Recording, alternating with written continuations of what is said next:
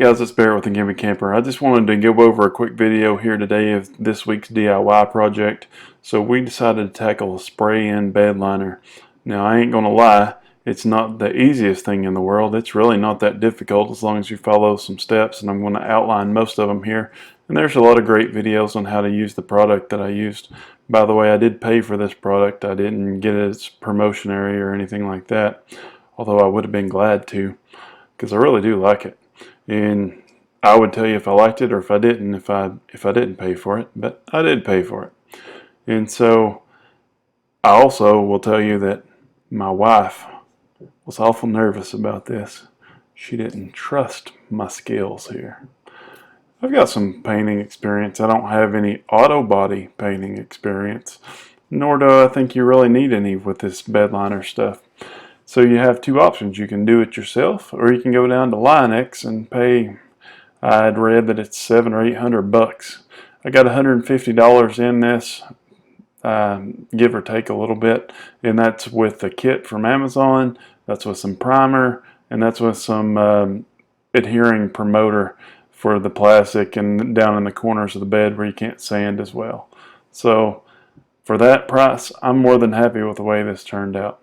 The only negative side of it is, you know, I had watched some videos where they said to practice on some cardboard first. And so I started practicing, and it sprays like crap till you get used to it, which it still sprays like crap because it just kind of throws globs out there instead of, you know, just spray paint basically. And so it's real hard to get used to. Now you can play with the pressure and stuff a little bit to adjust how coarse you want it, but I ended up sticking with 60 psi. You can go from like 40 to 70. 40, my compressor was dropping the pressure under that and it wasn't working at all. 60, I got it to work, and I practiced a little bit with it, but you know, that stuff's epoxy and it sits up in like 20 minutes, so you can't just sit there and practice all day with it. And then the only other negative side effect everybody else that I saw says that it took 3 bottles to spray their bed. It took 4 for me for one coat, which was the whole box, and so I still didn't get around to that second coat, but I laid that first coat on pretty thick because you could still see the white paint coming through. So I wish I would have had an extra bottle of the stuff for the second coat. That's just a real light coat. It helps give it more grip, but I think it's going to work out great.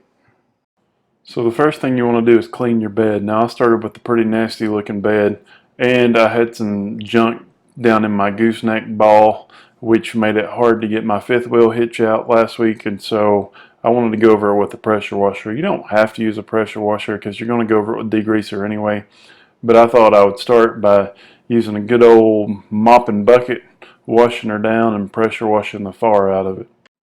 So the next step that I did was to remove everything in the back of the truck, which really should have been first. So all the stuff that you don't want painted. So for me, that was the trailer plug as well as the cargo lights. I really wanted to remove the rings that for the safety change of the gooseneck, but I didn't because they were hard to get to with the exhaust pipe. So I had taped them off, but then I went back and painted them black anyway. The next thing that I chose to do is go over the whole bed of the truck with degreaser. You're going to have to do this twice. So you're going to do the degreaser, and then you're going to sand it, and then you're going to degrease it again. The actual product that I ended up using was Crud Cutter, as well as some towels that I got from the dollar store that were just for window cleaning. I thought these would be good because I didn't want something that would leave a lot of lint, and I didn't think paper towels would be a good option. So my initial thought was to take the bed rail caps off and then just paint the bed liner on the rails, until I realized, you can't really see it here, but apparently this is part of the bed these days. This whole rail on the top is full of holes, and so I just pushed it back down. Then it's time for the suckiest but probably most important step of the whole project, and that's to sand the bed. So I have a 4-inch DeWalt sander that I used. You can use an electric sander, you can do it by hand. Basically you want to get the clear coat off, and so that way that the bed liner will have something good to stick to give that paint some tooth, is what painters say actually. And the only thing that makes this a hard job is nothing in the bed of a truck is flat, hardly. So you have the contours on the bottom, you got the corners, you got the wheel wells. You end up having to use just a piece of sandpaper quite a bit. But I held that sander up at an angle and was able to get around a lot of stuff. But the trickiest part of the sanding is the corrugation in the bottom of the bed and on the tailgate. It's just horrible. There's no way around it. After you're done sanding, I'd go ahead and take that tailgate off, get it out of the way, go ahead and put it on some sawhorses. Be sure that you have some towels or something on your sawhorses so that you don't scratch your paint on the back of your tailgate though. Then it's back to our friend Crud Cutter here.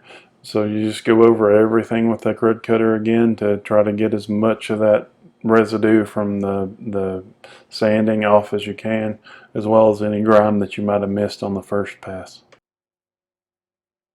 Also double check that you didn't leave any rust, any surface rust or anything on the bed when you sanded. If you still see any, you need to go back and get that off. So then I use some alcohol to wipe the bed off to make sure I get good adherence with the tape, because you want perfect adherence with that tape. You don't want to get this stuff on the side of your truck.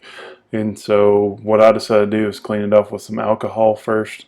You know, that's what they tell you to do if you're going to use 3M tape to mount stuff and that kind of stuff. So I went over it with alcohol, just about 3 inches under the bed rail there. Then I followed it with blue painter's tape that I got the Sure Edge to make sure that I could get as close as I can. And you really want to push along that edge 3 or 4 times to make sure it sticks really good so that you have a good crisp line when you get done. Then comes the plastic. You don't want to skimp on this. So you get one big piece and put over your cab, or that's what I did. I didn't cover the whole thing, just for a few feet. This paint, granted the primer is in a spray can, it might go a little bit further, but the actual bed liner, it just kind of falls out and globs. It's not really going to overspray or anything like that, as long as you're not pointing the gun in that spot. But I took this big piece of plastic, I put it all down between the bed and the cab and taped it up. It was a little bit short on this passenger side, but I did go back and add a couple of pieces. That way it at least covered that back door. Then I took some plastic and I stuck it to the tape that had already stuck under the bed rail. You know, you already have your edge there. You just want to get a good stick, you know, with the plastic and at least half of the tape on the other blue tape. That way it protects the side of your bed when you're spraying. Then anywhere that's down to the bare metal where you've had to sand rust off or you got a little too aggressive with the sanding, yeah, or any scratches, then you need to go through and put some primer on there. The primer that I use is made by u-pol, which is who makes the Raptor liner. It's called u-pol acid number 8 etch primer. It's what a lot of people recommended, so I just went with it. Now it's about $20 a bottle. It's pretty expensive stuff. Put the link in the description. I got it from Amazon too. Then after wait 20 minutes, you want to go over it with some u-pol grip number 4 universal adhesive. So that helps the bed liner stick better. You want to use that in all the corners and on all the plastic in the bed. And guys, like I say, this stuff doesn't spray very well at all, but you know, that's the end result. You got to spray it all on there. So initially what you want to do is wait 20 minutes after you've sprayed the grip number 4. Wait 20 minutes and then spray this stuff. You want to try to spray your bed with 3 bottles and have a 4th bottle left for the second coat, which is just a light coat. Didn't work out that way for me. I think that it's going to hold up well. I really wish that I had a 5th bottle, and I actually went to the store to see if I could find one. They had the whole kit and they had a different product made by Raptor, but I decided I didn't want to spend another $130 on a box at the store for another complete kit. So I'm going to roll with it. I think it's going to do good. I'll give you an update in the future. I'm just going to play through the rest of spraying it on there and show you some pictures and stuff of the final product here. Thanks for sticking around. Be sure to like and subscribe. And thanks for following me, guys.